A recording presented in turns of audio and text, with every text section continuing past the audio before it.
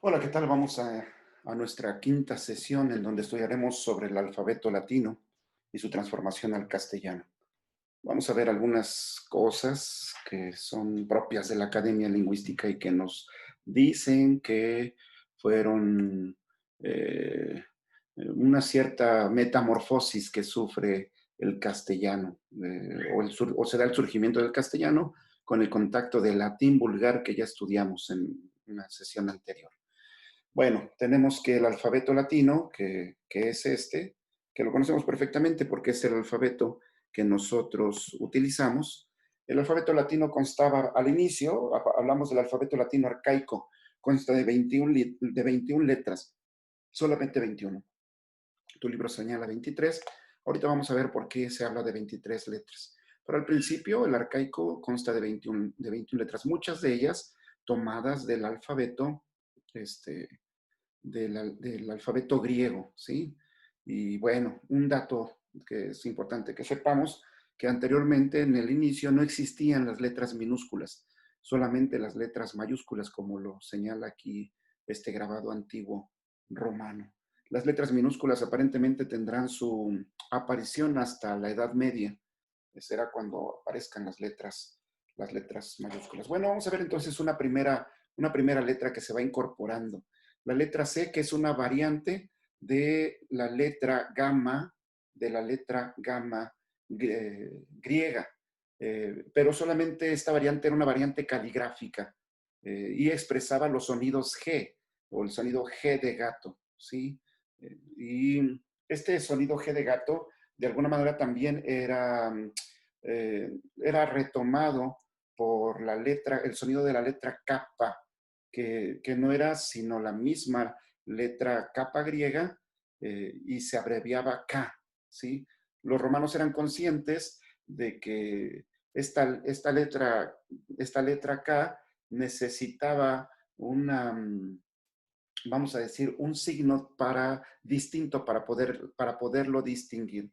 Y en ese sentido, entonces, ellos mismos van visualizando que la letra K se utilice solamente con la vocal A e incorporan una nueva letra que será la Q para los sonidos diferentes a la letra K. Entonces, la letra K solamente tendrá esta relación con la A. Y los romanos reducen el uso de la K a las palabras en las que el sonido K iba seguido de la letra A, ¿sí? Y los demás sonidos propios de este sonido fonema se va dejando para esta letra que se incorporará ya al alfabeto latino. Para el siglo III antes de Cristo, la K va a caer en desuso y la C va a absorber va a absorber la función totalmente, ¿sí? Pero bueno, en el año 230 antes de Cristo, Espurio Carvilio Ruga, que es el primero en establecer una escuela de pago en Roma y la enseñanza propia también del latín, modifica la letra C y agrega un pequeño como signo hacia abajo, un pequeño palito hacia abajo. Y entonces da el sonido de la letra G, ¿sí? Y esta es la letra G que nosotros utilizamos. Podemos decir que es la letra G latina, porque nace dentro del alfabeto latino. Y absorbe los sonidos propios que antiguamente tenía la capa griega, la gama griega, ¿sí? Bueno, entonces así es como van apareciendo algunas letras. La nueva letra G pasó a ocupar dentro del alfabeto el lugar que tenía la letra Z. ¿Y qué pasó con la Z? Lo que pasa es que en el año 312 a.C., el censor Apio Claudio suprimió la letra Z y la quitó del alfabeto latino porque decía que era desagradable y extranjera. Entonces, no era bueno utilizarla dentro del alfabeto latino. Así se utilizaba antiguamente, ¿verdad?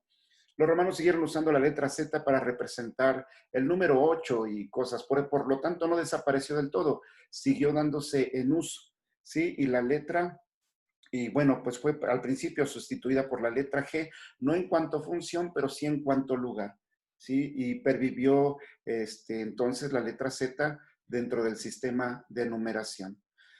La K no fue eliminada tampoco del alfabeto latino, se mantuvo y se mantuvo sobre todo en algunas palabras, por ejemplo, calende, que esta es una palabra propia del latín que significa, nosotros la seguimos usando en el vocablo calendario. Entonces hubo palabras que siguieron conservando la letra K, aunque no apareciese en el alfabeto latino. En el siglo III antes de Cristo, tras la conquista de Grecia, los romanos empezaron a familiarizarse ya con la cultura griega de manera más fuerte y el latín empieza a incorporar más vocablos griegos, perdón.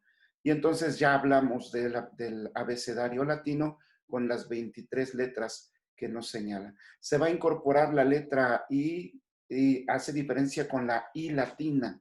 Muchos de ustedes quizás sabrán, decimos Y e I latina. Bueno, esta I es la letra propia del abecedario griego que se incorpora en el alfabeto latino, pero los latinos conservaban su propia I o sonido I representado de esta forma. Y esta es la I latina y este es el vocablo, esta es la consonante I tomada del alfabeto griego.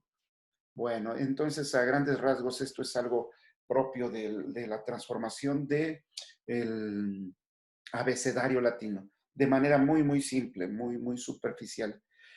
Y bueno, se hablan de ciertas reglas que también como que son un tanto complejas de entender. El por qué, el cómo, el cuándo, no es tan simple de entender.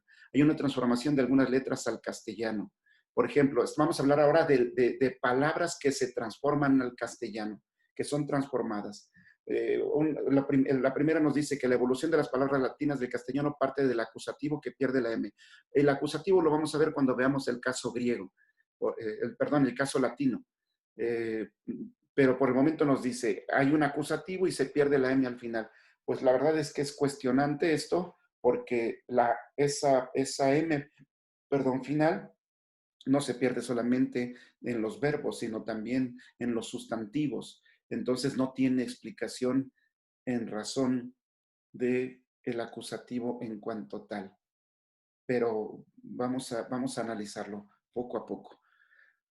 Eh, la O tónica latina diptonga en UE, que es bonum, bueno, colum, cuello. Es decir, en latín se decía bonum y la O se va a transformar de O a UE, de O a UE. Se dice bonum, se decía bonum en latín, se transformará a bueno.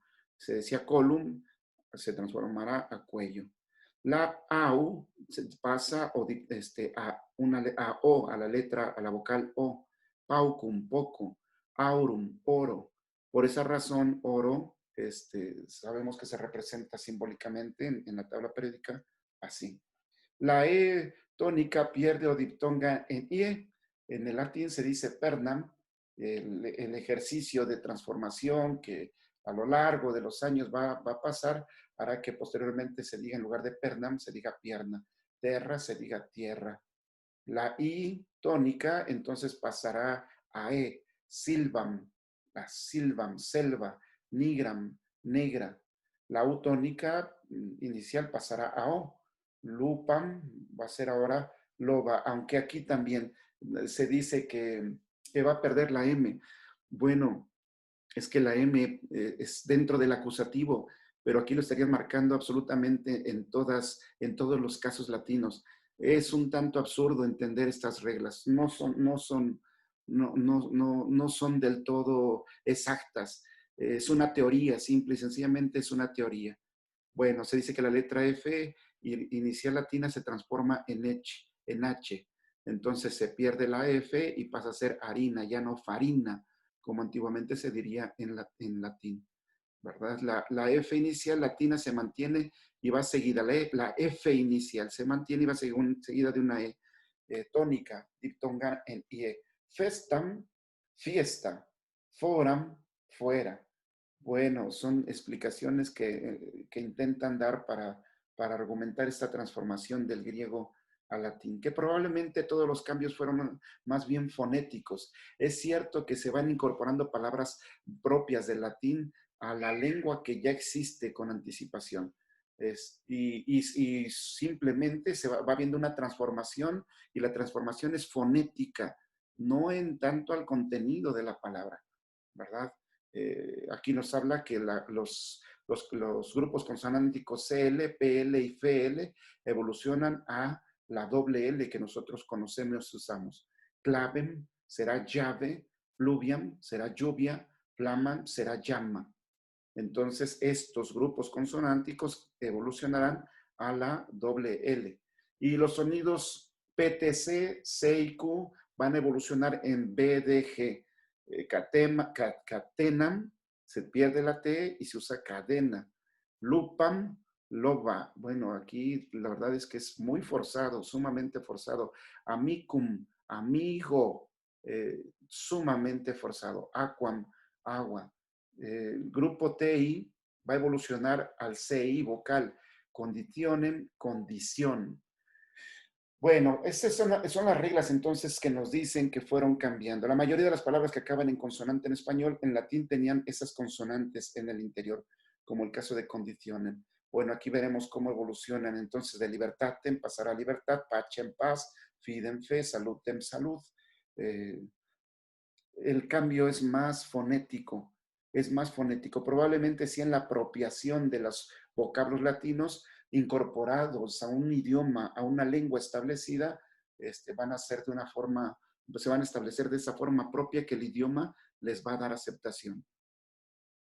Para el grupo latino, LI y vocal se transforma en J, mulierem va a perder esto, LI, y va a ser mujer. Y esta M que se dice que era del acusativo, que por supuesto no se entiende cuando estudiemos y entendamos los casos, nos daremos cuenta que esto es risible, ciertamente risible.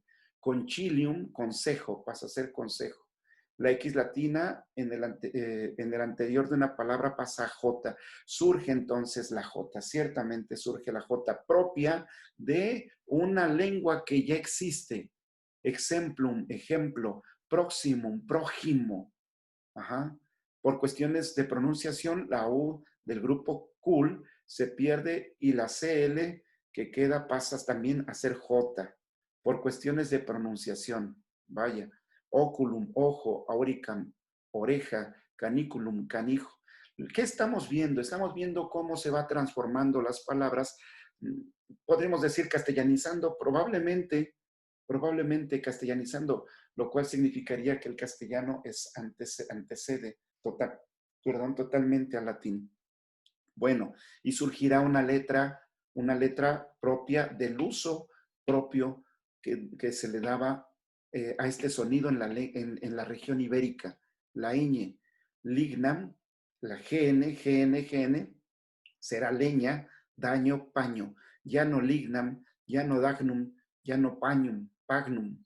Ahora será esta letra propia que ya existe, es algo propio de la lengua que nos permite la expresión. Cada una de nosotros, dentro de sus características etnográficas y circunstanciales de sus regiones, tienen la particularidad de poder expresarse de cierta forma, incluso en el uso de las expresiones fonéticas de cada palabra.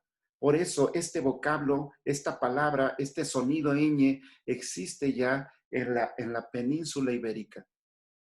De alguna manera tendrá que incorporarse en algunas palabras propias del latín a la lengua propia que existe en la península ibérica. Los grupos PT, LT, CT evolucionan a che, y que es lo mismo de la ñ. Noctem, noche, lectem, leche, tructan, trucha. Y ya las últimas. El grupo CL, bueno, es como para que entendamos algunas otras cosas o tratar de justificar cambios, a veces forzados, ¿no? Muchas de las palabras trisílabas no siguieron ninguna regla en particular, sino que por escucharse mejor, eso se define como eufonía, es decir, lo que se escucha mejor. Y quizá no es lo que se escucha mejor, quizá es lo que se puede pronunciar mejor porque así se pronuncia en esa región y en ese lugar, porque así están capacitados fisiológicamente, auditivamente, históricamente, para pronunciar las palabras. y muchas palabras no siguen una regla en particular, por supuesto. O sea, no hay forma de justificar. Pero bueno, es algo que tenemos que estudiar. Vamos a seguir trabajando y haremos el ejercicio de la página 15, identificando las reglas que se aplican en las palabras que se te ofrecen ahí. ¿Cuáles fueron las reglas que según el romanciamiento sufrieron estas palabras? Fera, taurum, bonu, clamare, plicare, farina, etcétera. De las reglas que hemos visto en este video, entonces, cuáles son las reglas que siguieron? Y vamos a hacer entonces nuestro ejercicio de la página número 15. Muchísimas gracias. Nos vemos en el próximo video. Hasta la vista.